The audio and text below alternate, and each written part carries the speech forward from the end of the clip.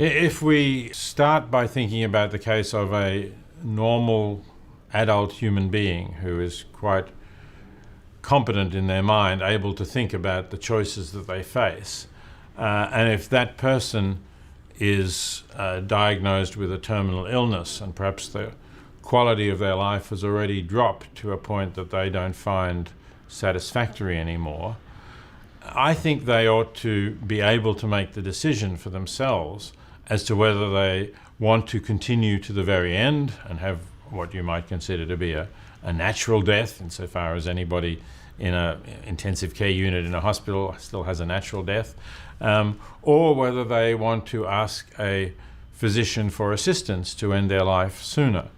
And I would say that if you are a competent adult, it really should be your decision.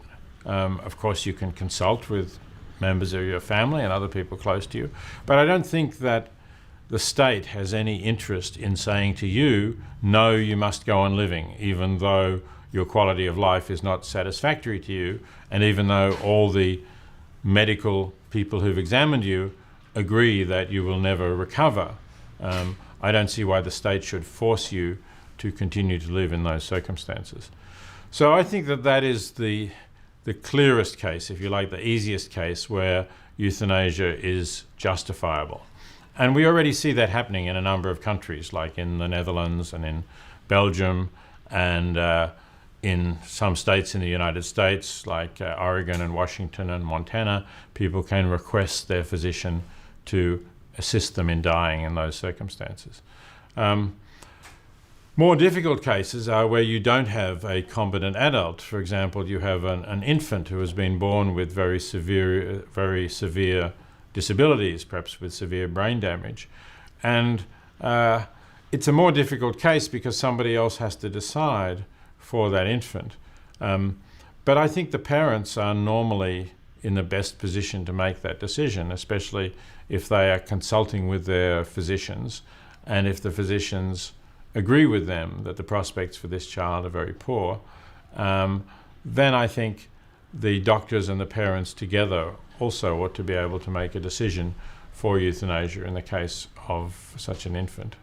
I think that competent adults, again, should have the right to refuse medical treatment.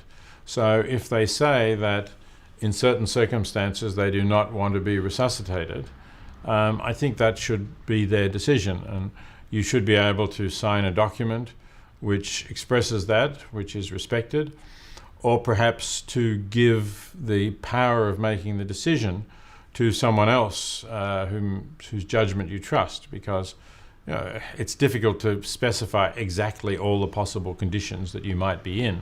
So it's really better in practice to say, if I am not capable of making a decision about whether to have further medical treatment, perhaps I'm unconscious or something like that, then I want this person to be in a position to make the decision for me.